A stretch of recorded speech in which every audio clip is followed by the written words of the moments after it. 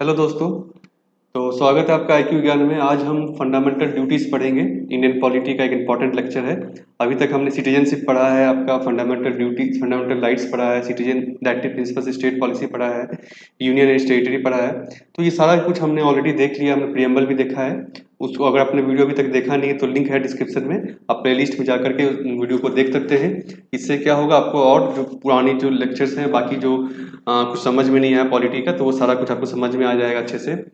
तो इस जो वीडियो में है, हम बेसिकली देखेंगे पहले concept of duties in India. Duties का क्या कंसेप्ट है इंडिया के ट्रेडिशन में। हमारे जो फ्रीडम फाइटर्स थे उनका क्या व्यू था, क्या विचार था ड्यूटीज को लेकर के। ये आपको हेल्प करेगा जब आप कोई आंसर लिखेंगे। जब कोई सब्जेक्टिव आंसर लिखेंगे तब आपको जो इंट्रोडक्शन देना होता है, या फिर जो आप अगर ऐसे में इसको यूज कर रहे हैं, ऐसे इस पे कुछ आता है ड्यूटीज पर लेकर, मोरल ड्यूटीज पे लेकर, सिविक ड्यूटीज पे लेकर, तो उस पर आप इन चीज़ों को लिख सकते हैं। एक अच्छा आपका इंट्रोडक्शन जो है बनेगा।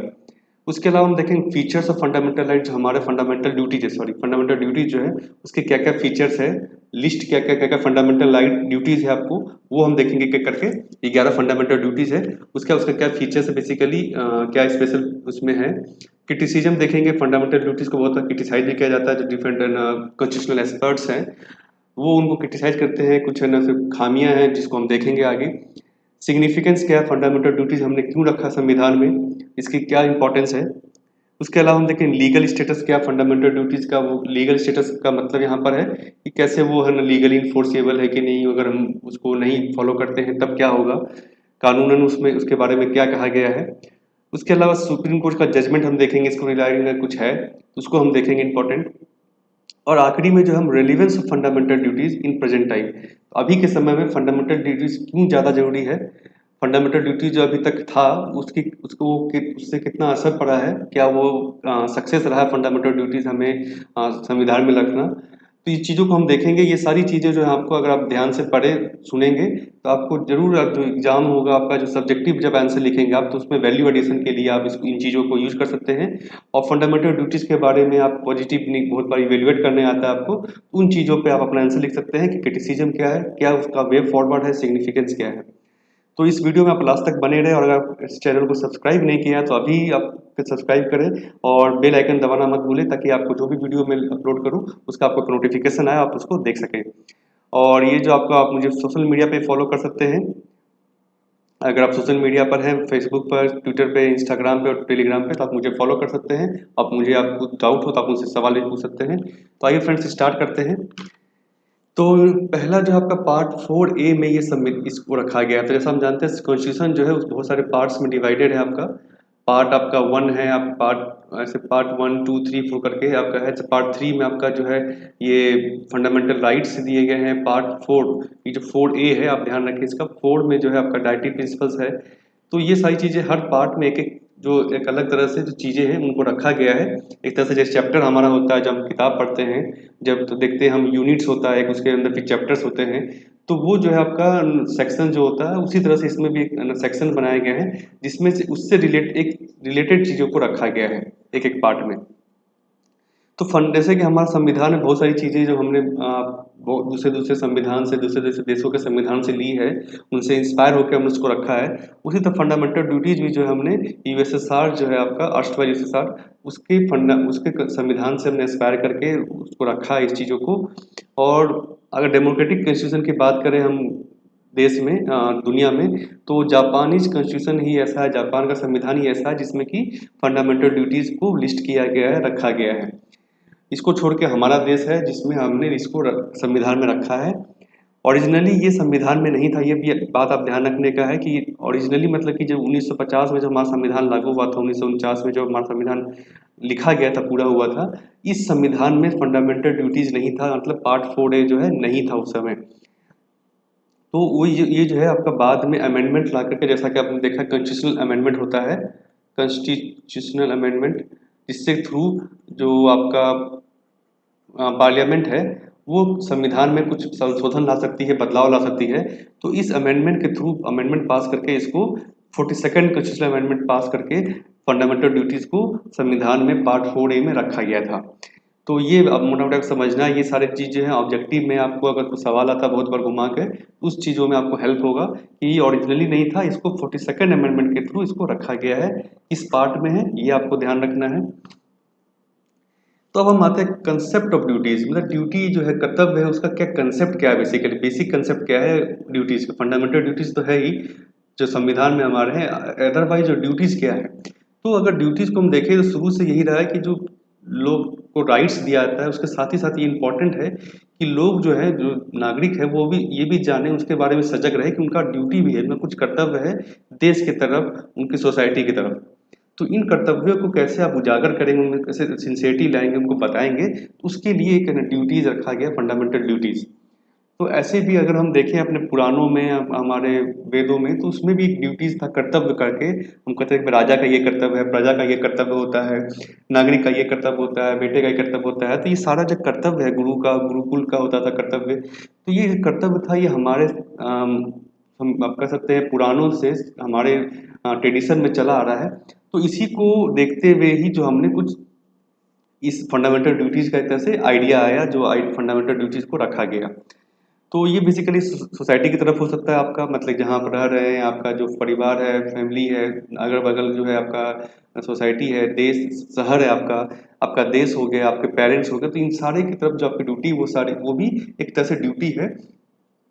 फंडामेंटल ड्यूटीज है, उसी का कुछ पार्ट जो है, जो देश के लिए इंपॉर्टेंट है, उसको रखा गया हमने फंडामेंटल ड्यूटीज में। महात्मा गांधी ने भी कहा था कि satyagraha was born for I was striving to decide what my duty was. तो एक तरह से ड्यूटी के इनको जो ड्यूटी लगा, ड्यूटी के थ्रू ही ये सत्याग्रह बोर्न हुआ था, उनका एक तरह से सत्याग्रह को उन्होंने जन्म दिया। स्वामी विवेकानंद ने कहा कि भाई it is the duty of every person to contribute in development and progress of India. तो हर व्यक्ति का कर्तव्य है कि वो जो है डेवलपमेंट में, अपने देश के डेवलपमेंट में अपना जो योगदान है वो दे, अपना कर्तव्य जो है वो पालन करे उस चीज का। तो ये है ड्यूटी का कंसेप्ट। अब हम आते हैं फंडामेंटल ड्यूटीज, ये सॉरी बैकग्राउंड हम देखते हैं इसमें कि फंडामेंटल ड्यूटीज आया कैसे। तो फंडामेंटल ड्यूटी का जो नीड फेल्ट हुआ, आपका इंटरनल इमरजेंसी जो थी हमारे देश में लगी थी 75-77 में, इस समय लगा कि फंडामेंटल ड्यूटीज होनी चाहिए थी, ताकि लोग जो है इमरजेंसी या बाकी समय में उस चीज़ों का पालन कर सके सही से। इसको देखते हुए सरकार ने जो स्वर्ण सिंह कमेटी बनाई, कि भाई इस पे अब कमेटी बताया गया कि ना एजेंडा दिया गया कि आप फंडामेंटल ड्यूटीज क्या हम रख सकते हैं संविधान में, क्या क्या फंडामेंटल ड्यूटीज होनी चाहिए, उनके बारे में स्टडी करके अपना रिपोर्ट दें। इनके रिपोर्ट के बेसिस पर सरकार ने 42nd कॉन्स्टिट्यूशनल अमेंडमेंट एक्ट लेके आई 1976 में, और ये फंडामेंटल ड्यूटीज को संविधान में पार्ट 4A में लाया गया। इसमें सिर्फ एक ही आर्टिकल है, ये आप ध्यान रखिए। फंडामेंटल ड्यूटीज किस आर्टिकल के अंतर्गत अगर पूछा जाता है आपको, तो आर्टिकल 51A। 51 जो है आपका डीपीएसपी है, डायरेक्टिव प्रिंसिपल्स का आर्टिकल है। 51A जो है आपका, वो आपका फंडामेंटल ड्यूटीज है। तो ये सिर्फ एक ही आर्टिकल है जिसके अंदर 10 फंडामेंटल ड्यूटीज उस समय रखे गए थे। बाद में एक और फंडामेंटल ड्यूटीज ऐड किया गया था, जो आरटीई को इम्प्लीमेंट करने के लिए। तो टोटल 11 फंडामेंटल ड्यूटीज हैं अभी के समय में।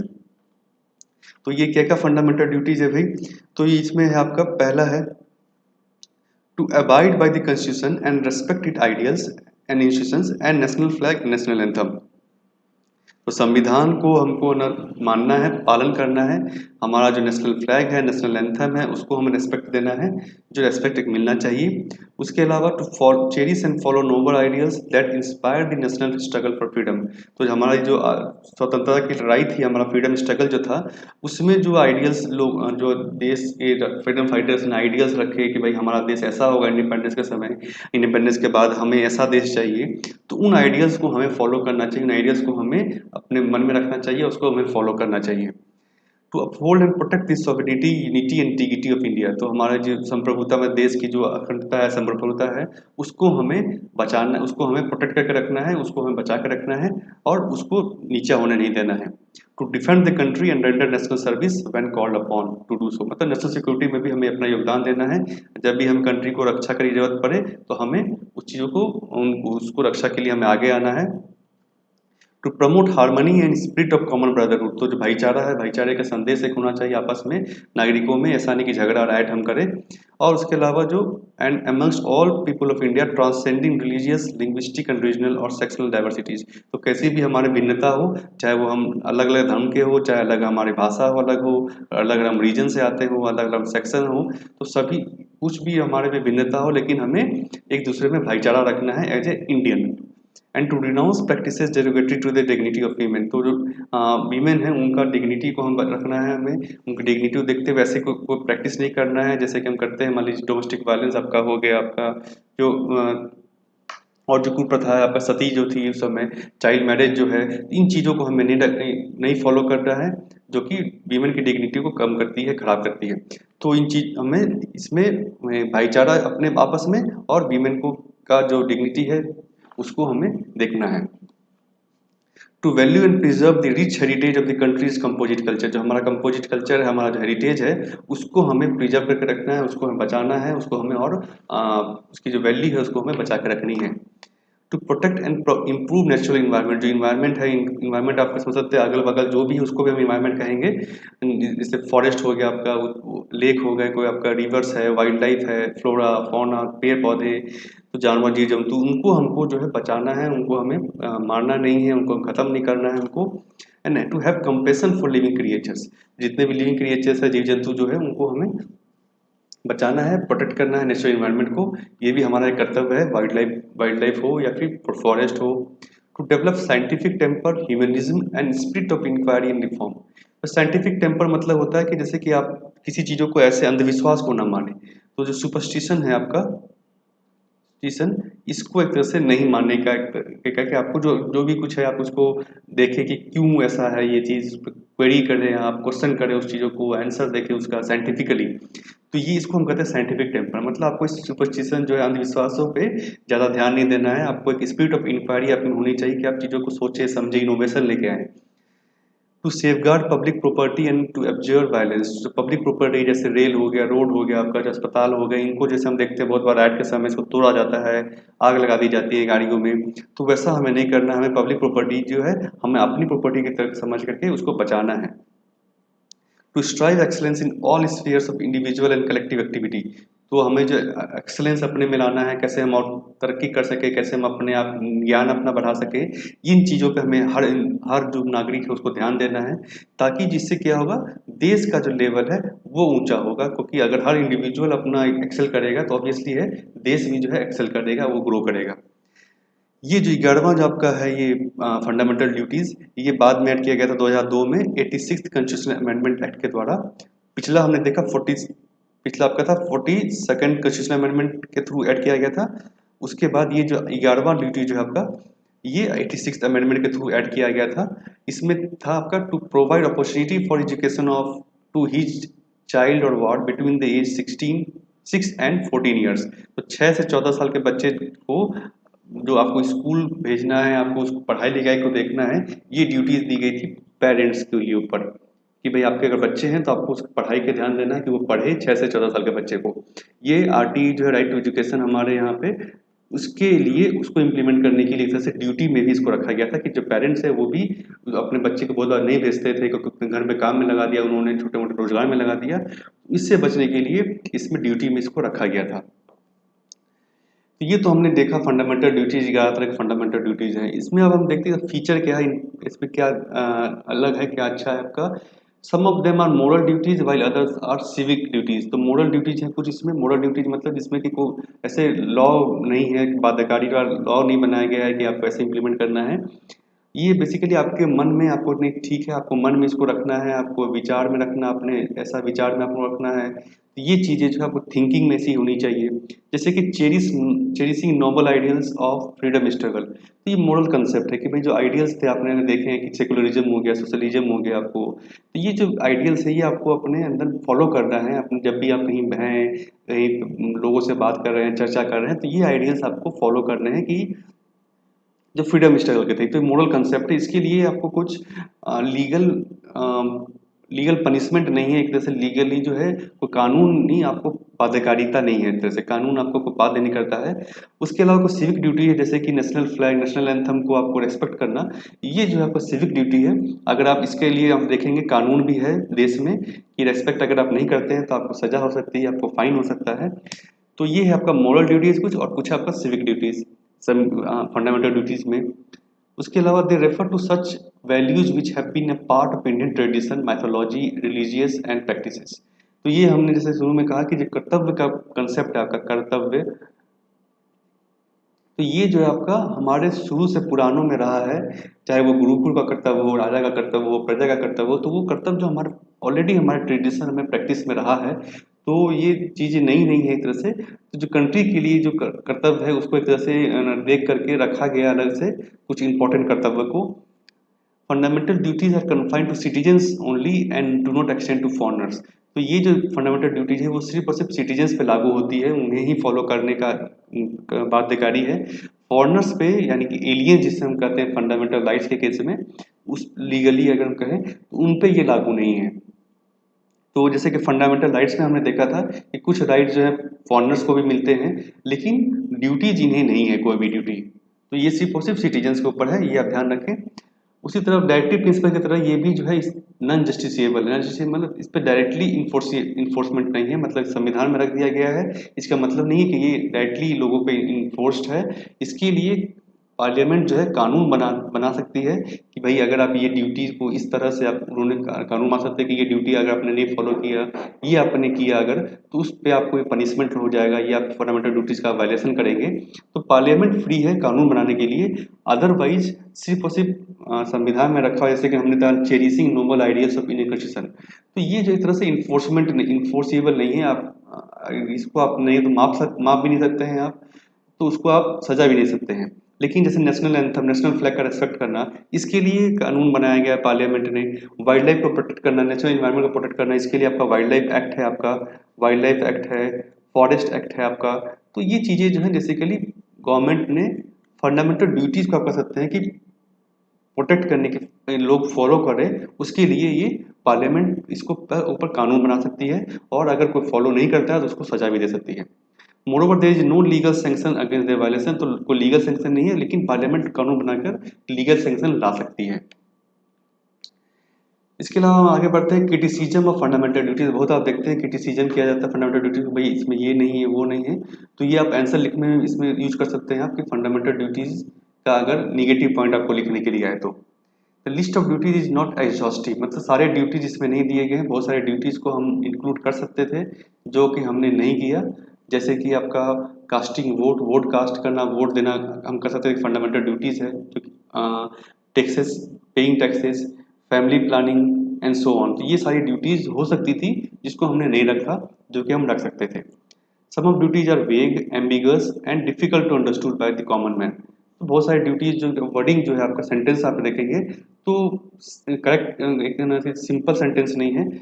जैसे कि आपका हो गया नोबल आइडियल्स। नोबल आइडियल्स कौन से नोबल आइडियल्स, क्या हमें फॉलो करना है, कैसे हम उसको फॉलो करेंगे। कंपोजिट कल्चर, ये कल्चर कौन सा आपका, किसको हमें प्रिजर्व करना है, किसको हमें प्रोटेक्ट करना है। उसके बाद साइंटिफिक टेम्पर। तो ये सारी चीज़ें जो है बेसिकली समझाई नहीं गई हैं। अगर सिंपल वर्ड में होता, सिंपल तरीके से समझाया जाता, तो आई थिंक ज़्यादा लोग उसको फॉलो कर पाते। तो wording must be simple to understand. तो ऐसा हमें करने को किया जा सकता है फंडामेंटल ड्यूटीज को। No penalty of punishment for in performance, जैसे मैंने कहा कि इसमें कोई पेनल्टी नहीं फंडामेंटल ड्यूटीज को नहीं परफॉर्म करने के लिए संविधान में। हाँ ये है कि पार्लियामेंट जो है कानून उस पर बना सकती है, और कानून में उसके लिए बता सकती है कि भाई आप अगर ये नहीं करोगे तो आपको क्या पनिशमेंट मिल सकता है। अदरवाइज संविधान में इसके लिए कोई भी पनिशमेंट पेनल्टी नहीं है। अब हम आते हैं, अगर ऐसा ही इतना फंडामेंटल ड्यूटी अगर इसमें कमियां इतनी हैं तो सिग्निफिकेंस क्या है। तो ये जैसे हमने शुरू में ही कहा कि जो रिमाइंडर टू सिटीजन कि भाई आप राइट तो एंजॉय कर रहे हो, फंडामेंटल राइट्स तो आपको मिल रहा है, लेकिन साथ ही साथ आपको बहुत सारी ड्यूटीज है, कर्तव्य है जो आपको देश के प्रति निभाना है आपको। तो ये लोगों को याद दिलाता है फंडामेंटल ड्यूटीज। सबसे जो warning against anti national and anti social activities, तो जो भी एंटी सोशल एक्टिविटीज जैसे लोग करते हैं कि नेशनल फ्लैग को जला दिया, जब राइट के समय हम देखते हैं आंदोलन के समय में डिस्ट्रॉइंग पब्लिक प्रॉपर्टी, तो ये सारी चीजें जो है लोगों को एक वार्निंग है कि भाई अगर आप ये करोगे तो आप फंडामेंटल ड्यूटीज का को वायलेट कर रहे हो, आपको सजा हो सकती है। अगर कानून ने इस पर सजा बनाई है तो उस पर कानून सजा दे सकता है, साथ ही साथ आप संविधान का भी उल्लंघन कर रहे हो एक तरह से। तो ये चीजें एक तरह से लोगों को वार्निंग देती है कि भाई आप ये नहीं करो, ये गलत है, संविधान के अनुरूप नहीं है। They create a feeling that citizens are not mere spectators but active participant. तो लोग जो है बेसिकली सिर्फ एक्सपेक्टेटर नहीं है, लोग नागरिक जो है वो सिर्फ देखने के लिए नहीं है, वो एक्टिवली इसमें पार्टिसिपेट कर सकते हैं। जैसे कि नेचुरल इन्वायरमेंट प्रोटेक्ट करने का आएगा, तो सिर्फ उन्हें देखना नहीं कि इन्वायरमेंट प्रोटेक्ट हो रहा है कि नहीं, ये सरकार का कर्तव्य नहीं है, बल्कि लोगों का भी कर्तव्य है कि भाई वो अपने जो आसपास का इन्वायरमेंट है, जो आसपास जंगल है, जानवर है, जीव जंतु है, उसको प्रोटेक्ट करें। जो कल्चर है आसपास में, जो मान लीजिए मॉन्यूमेंट्स हैं, उसको गंदा ना करें, आसपास गंदगी नहीं फैलाएं। तो ये लोग भी इसमें पार्टिसिपेट कर सकते हैं और देश को डेवलपमेंट में पार्टिसिपेट कर सकते हैं। और आखिरी में प्रिंसिपल ऑफ रेस्पॉन्सिबल सिटीजनशिप, तो जो अगर लोग अपने कर्तव्यों को जानेंगे, लोग अगर कर्तव्यों को जानने लगेंगे तो ऑब्वियस सी बात है वो रेस्पॉन्सिबल सिटीजन एक तरह से होंगे। तो ये इसको भी एक बढ़ावा देता है रिस्पॉन्सिबल सिटीजनशिप को। अब हम आते हैं लीगल स्टेटस क्या है फंडामेंटल ड्यूटीज का। तो बेसिकली जो कोर्ट्स ने कहा है बहुत बार कि भाई ये फंडामेंटल ड्यूटीज भले इन्फोर्सेबल नहीं है एक तरह से, लेकिन अगर कोई कानून इनके सामने आता है या कोई केस उसके सामने आता है, कोई कानून को अगर जज करना हो हमें कि वो संविधान के अनुरूप है या नहीं है, तब हम फंडामेंटल ड्यूटीज को भी का भी सहारा ले सकते हैं। कोर्ट ने कहा था 1992 में कि अगर कोर्ट को लगता है कि कोई लॉ, कोई कानून उनके सामने आता है जज करने के लिए कि भाई ये सही कानून बना है कि नहीं, संविधान के अनुरूप है कि नहीं है, तो अगर वो कानून फंडामेंटल ड्यूटीज को इन्फोर्स करता है तो उसको हम कंसीडर कर सकते हैं और उसको हम कॉन्स्टिट्यूशन के अनुरूप मान सकते हैं, क्योंकि फंडामेंटल ड्यूटीज भी एक इंपॉर्टेंट पार्ट है। They are enforceable by law, parliament उसके लिए कानून बना सकती है, उसके लिए अगर कोई वायलेट करता है फंडामेंटल ड्यूटीज को तो उसके लिए पेनल्टी और पनिशमेंट भी रख सकती है। तो ये हमने जो देखा शुरू में, तो मतलब संविधान, कोर्ट जो है इसको नेग्लेक्ट नहीं करता है, फंडामेंटल ड्यूटीज को भी कोर्ट जैसे उतना ही वैल्यू देता है जितना कि डायरेक्टिव प्रिंसिपल्स को हम कर सकते हैं अब बाकी आर्टिकल्स को। तो लीगल प्रोविजंस की हम जैसे बात करें, जैसे हमने कहा कि पार्लियामेंट जो है कानून बना सकता है, तो पार्लियामेंट ने ऑलरेडी बहुत सारे कानून बनाए हैं फंडामेंटल ड्यूटीज को जो डायरेक्टली या इनडायरेक्टली इन्फोर्स करते हैं। पहला आपका जैसे हम देख सकते हैं यहाँ पर prevention of insult to national honour act. ये जो पुराना एक्ट है, इसमें कहा गया कि भाई संविधान को या नेशनल फ्लैग को या नेशनल एंथम को अगर आप रिस्पेक्ट नहीं करते हैं, जलाते हैं कुछ सही तरीके से, आप नेशनल फ्लैग को जैसे फहराने का एक तरीका है, रूल है, शाम में आपको नीचे करना है झंडा को, नेशनल एंथम गाने समय आपको खड़ा होना है, तो ये चीज़ों को अगर आप फॉलो नहीं करते हैं तो आपको इसके एक्ट के अंतर्गत आपको सजा भी हो सकती है, पनिशमेंट भी हो सकता है। उसके अलावा क्रिमिनल लॉ है बहुत सारे फोर्स जो अभी कानून में सीआरपीसी आईपीसी में, जिसमें कि अगर आप दो भाईचारे, जो हमारा कॉमन ब्रदरहुड वाला आपका है ड्यूटीज, कॉमन ब्रदरहुड, उसको अगर आप नहीं फॉलो करते हैं, दो रिलीजन के बीच में, धर्मों के बीच में, जाति के बीच में अगर आप झगड़ा लड़ाते हैं, उस केस में भी आपको सजा हो सकती है क्रिमिनल लॉ के अंतर्गत। Protection of civil rights act, ये भी इसको पनिशमेंट देता है अगर आप है ना कास्ट और रिलीजन के बेसिस पर अनटचेबिलिटी, दलित को जब आप ना उत्पीड़न करते हैं अगर आप, तो उस केस में आपको सजा हो सकती है। अनलॉफुल एक्टिविटीज, ये भी जो है आपका कम्युनल, अगर कोई ऑर्गेनाइजेशन वैसा कम्युनल काम कर रहा है, राइट करवा रहा है, तो उसको जो है कम्युनल ऑर्गेनाइजेशन को डिक्लेयर किया जा सकता है कि अनलॉफुल है, वो उसको बंद किया जा सकता है, उसके काम पे, एक्टिविटी पे रोक लगाई जा सकती है सरकार के द्वारा। रिप्रेजेंटेशन ऑफ पीपुल्स एक्ट जो है आपका, जो इलेक्शन को हमारा जो कंडक्ट जो होता है उसको रेगुलेट करता है, उसमें भी कहा गया कि अगर कोई आदमी, कोई कैंडिडेट जो इलेक्शन के लिए खड़ा हुआ है, वो अगर कोई वोट मांगता है रिलीजन के आधार पर, धर्म के आधार पर, या दो धर्मों के बीच में, जातियों के बीच में अगर वो झगड़ा करवाता है वोट के लिए, तो उसको डिस्क्वालीफाई किया जा सकता है। अगर वो चुन के भी आ जाता है तब भी उसको डिस्क्वालीफाई कर सकती है। वाइल्ड लाइफ प्रोटेक्शन एक्ट आपका है, फॉरेस्ट कंजर्वेशन एक्ट, ये जो है आपका नेचुरल इन्वायरमेंट को, वाइल्ड लाइफ को, फ्लोरा फौना को प्रोटेक्ट करने के लिए बनाया गया है। तो अगर आप है ना इसमें जैसे वाइल्ड लाइफ एक्ट के अंदर बहुत सारा जो नेशनल पार्क सेंचुरी जो है वो बनाए गए हैं, अगर आप उसको वायलेट करते हैं वहाँ पर तो आपको, आपके ऊपर सजा हो सकती है। तो ये सारी चीज़ें जो हैं ऑलरेडी जो है सरकार ने कानून बना रखा है, फंडामेंटल ड्यूटीज़ को डायरेक्टली इनडायरेक्टली वो इन्फोर्स करती है। अब हम आते हैं रेलिवेंस। रेलिवेंस क्या है फंडामेंटल ड्यूटीज़ का इस समय के समय में अगर हम देखें, तो अगर हम देखें तो फंडामेंटल ड्यूटीज़ जो है, बहुत सारी जो ड्यूटीज़ हैं वो अभी भी पूरी तरह से लागू नहीं हो पाई हैं, लोग उसको समझ नहीं पाए हैं, लोग उसको अगर समझ भी पाए हैं तो अपने अंदर वो अडॉप्ट नहीं कर पाए हैं, उन चीज़ों को फॉलो नहीं कर रहे हैं। जैसे कि आपका promote harmony and spirit of common brotherhood, ये जो ड्यूटी है, इसको अगर हम देखें अगर आज के सेंस में, तो हम बहुत सारा बात देखते हैं कि भाई राइट हो जाता है, झगड़ा हो जाता है, खून खराबा होता है जाति को नाम पे, धर्म के नाम पर, लैंग्वेज के नाम पर। तो ये चीज़ें जो है हमारे फंडामेंटल ड्यूटीज़ के अगेंस्ट जाती है एक तरह से। फंडामेंटल ड्यूटीज़ कहता है कि आप भाईचारा रखें एक दूसरे के बीच में, चाहे वो कोई भी रिलीजन लैंग्वेज के हो, लेकिन ये चीज़ें जो है हम नहीं रख पा रहे हैं। 6 साल 60 साल 70 साल हो गया हमारे इंडिपेंडेंस को, तब भी जो हम इसको नहीं फॉलो कर पा रहे हैं। उसके अलावा हम देखें पॉल्यूशन के इसमें इन्वायरमेंट को कहा गया है फंडामेंटल ड्यूटीज़ में कि भाई फंडामेंटल ड्यूटी इन्वायरमेंट को हमें प्रोटेक्ट करना है, इम्प्रूव करना है। लेकिन अगर हम देखें आज शहरों में की हवा जो है, एयर पॉल्यूशन अगर हम देखें दिल्ली के केस में स्पेशली, तो काफ़ी बढ़ गया। वाटर पॉल्यूशन हम देखें, पानी नहीं मिल, बहुत जगह स्कार्सिटी है, जहाँ पे पानी है वहाँ पर पानी बहुत गंदा है। तो ये चीज़ें जो है बेसिकली बताती है कि हम फंडामेंटल ड्यूटीज़ को अभी भी ठीक से समझ नहीं पाए हैं, हम उसको फॉलो नहीं कर रहे हैं।